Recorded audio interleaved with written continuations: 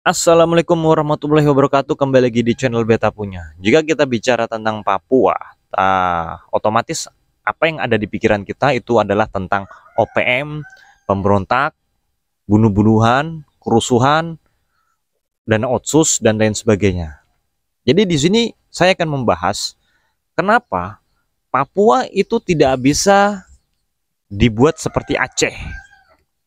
Nah, di sini saya disclaimer dulu ya.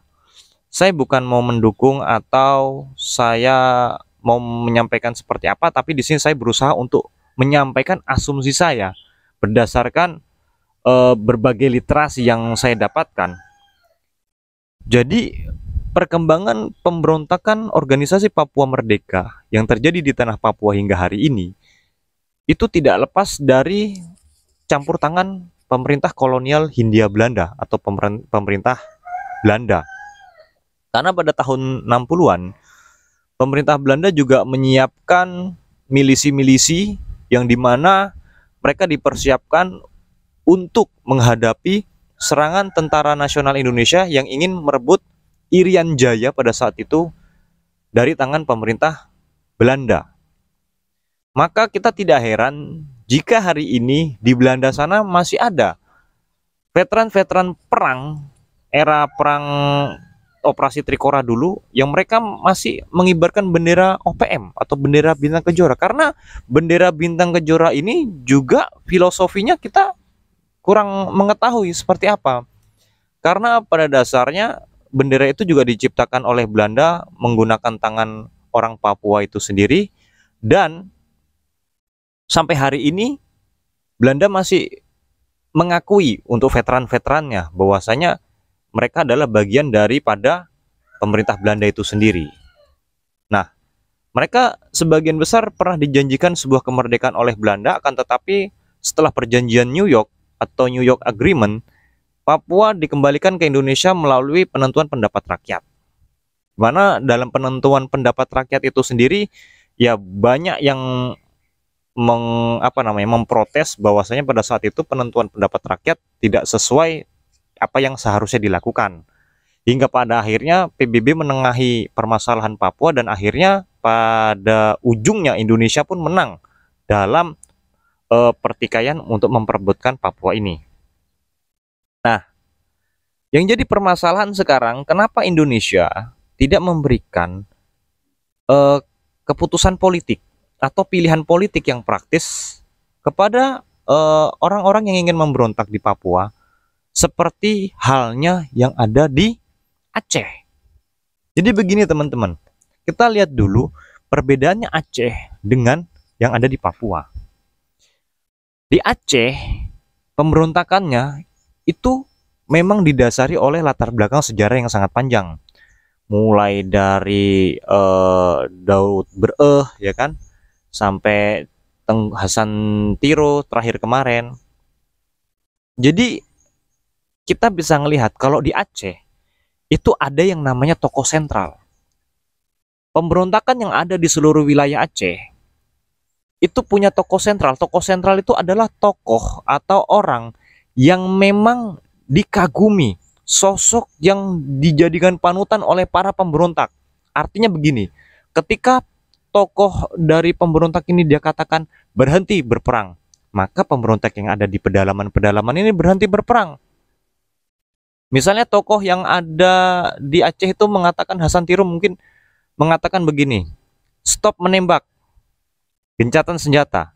Maka seluruh pasukan pemberontak Aceh itu akan patuh, berhenti menembak dan patuh apa yang dikatakan oleh Hasan Tiro. Nah, itu yang ada di Aceh. Makanya pemerintah Indonesia bisa melakukan lobby untuk menciptakan sebuah perdamaian dan menawarkan keputusan politik dengan membentuk partai lokal, yaitu Partai Aceh. Sedangkan di Papua itu kasusnya beda lagi. Di Papua dari Sorong sampai ke Merauke, sampai ke Jayapura, sampai ke Biak, masing-masing itu punya tokohnya, masing-masing itu punya panutannya. Di pegunungan punya namanya, kalau dulu Kelly Kualik, sekarang Goliat Tabu nih yang terbaru, Egyanus Kogoya, belum lagi desersi TNI AD yang masuk kembali ke hutan setelah menjadi anggota Angkatan Darat. Itu banyak. Belum yang di Sorong ada lagi tokohnya siapa, yang di Biak ada lagi tokohnya siapa. Jadi penyelesaian masalah konflik bersenjata di Papua itu tidak bisa melakukan pendekatan seperti yang ada di Aceh. Karena di Papua itu tidak ada tokoh sentralnya. Contoh begini, pemerintah misalnya mau menawarkan perdamaian kepada Goliat Tabuni. Goliat Tabuni itu pemimpin sendiri untuk wilayahnya sendiri. Nanti yang di Biak lain lagi, nanti yang di Sorong lain lagi. Artinya, pemberontakan yang ada di Papua itu mereka bergerak masing-masing. Kalau dulu ketika saya tahun 2014-2015 ada di Papua, saya tidak pernah mendengar berita kabar tentang ancaman yang diberikan kepada ancaman yang dilakukan oleh TPN-OPM kepada guru, perawat maupun dokter. Mereka hanya mengincar tentara dan polisi. Tapi makin kesini, guru dia perkosa, perawat dia perkosa, dokter dia bunuh. Nah, ini tujuannya sudah bukan ingin merdeka lagi, tapi memang tujuannya sudah berarah ke anarkisme, membuat kekacauan. Nah, ini juga yang menjadikan pemerintah Indonesia sulit memberikan pilihan-pilihan atau apa namanya nih, a win-win solution. Ditambah lagi ada yang kasus blok Wabu lah, ya kan? Ada penyanderaan pilot pesawat Susi Air seperti itu. Masalah blok Wabu saya nggak akan bahas karena bukan saya tidak mau membahas. Ini kepentingannya kepentingan orang besar ya, masalah blok Wabu. Dan saya sebenarnya nggak mau membahas masalah blok Wabu di konten kali ini, dan saya akan membahas masalah kenapa Papua tidak bisa diberikan win-win solution seperti Aceh dan masalah penyanderaan. Oke, kita bahas dulu tentang masalah kenapa tidak bisa, yaitu tadi tidak bisa diberikan win-win solution political win oleh pemerintah Indonesia kepada para pemberontak di Papua karena tadi Papua itu nggak punya tokoh sentral. Bahkan sesama mereka saja mereka baku tembak seperti itu, baku bunuh untuk mencari pengaruh di antara mereka. Nah, ini juga kacau. Makanya dari itu pemerintah tidak pernah menawarkan solusi damai untuk organisasi Papua Merdeka atau TPN-OPM yang mau kembali kepada NKRI ya pemerintah persilahkan, tapi yang masih memberontak ya terus diperangi seperti itu. Nah, kenapa untuk masalah yang kedua nih saya mau bahas kenapa pilot Susi Air tidak dibebaskan oleh TNI Polri. Jadi gini teman-teman, ini berdasarkan analisa saya ya. Kalian boleh cek.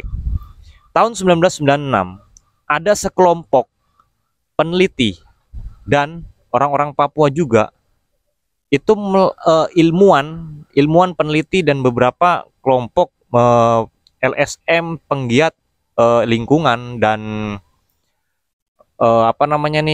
keanekaragaman hayati kalau nggak salah ya, silakan nanti disanggah atau dikoreksi di kolom komentar. Jadi kelompok ilmuwan ini melakukan penelitian di daerah pegunungan tengah Papua.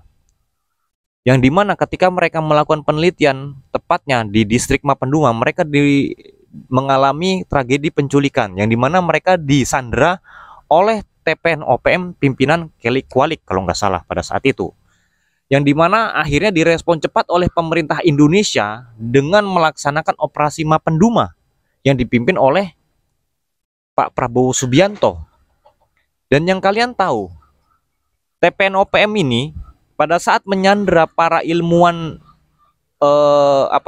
ilmuwan yang mereka sandra ini, mereka tidak juga memberikan solusi yang pasti. Mereka juga tidak memberikan kesepakatan yang bagus kepada pemerintah Indonesia. Kenapa pemerintah Indonesia merespon dengan cepat? Karena pada saat itu ada ilmuwan-ilmuwan dari Eropa yang juga menjadi korban sandera. Itulah sebabnya pemerintah Indonesia memberikan reaksi tegas dengan melaksanakan operasi militer pembebasan, yaitu operasi militer Mapenduma. Dan kalian tahu hasilnya apa? Hasilnya, para sandera juga beberapa dibunuh oleh OPM pada saat akan dilakukan pembebasan. Hasilnya, Indonesia mengalami kerugian. Kenapa? Karena pemerintah Indonesia dinilai gagal melindungi sandera dari para penculik. Ini juga yang menjadi pertimbangan pemerintah Indonesia tidak membebaskan pilot Susi Air yang sudah mereka sandera selama 1 tahun penuh. Kenapa? Karena pada dasarnya OPM ini tidak pernah bersungguh-sungguh. OPM ini tidak pernah menepati janjinya. Toh nanti kalau misalnya diserbu sama pasukan TNI Polri untuk membebaskan pilot Susi Air, yang ada pilot Susi Air mereka bunuh. Dan mereka menyalahkan TNI Polri, menganggap TNI Polri menembak sandera tersebut.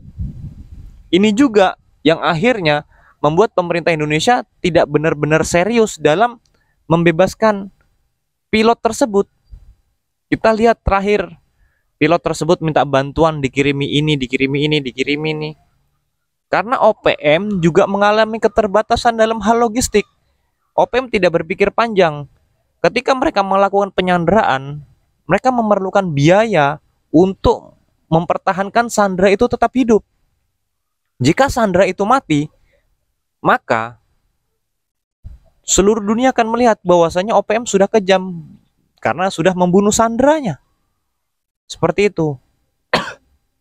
Nah, jadi itulah kesimpulannya, yang dimana pemerintah Indonesia sampai hari ini tidak benar-benar secara sungguh-sungguh untuk melakukan pembebasan pilot Susi Air, dan pemerintah Indonesia juga tidak memberikan political win untuk para OPM ini.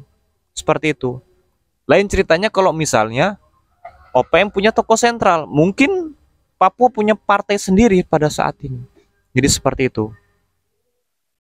Jika kalian punya pendapat yang berbeda, silakan tulis di kolom komentar.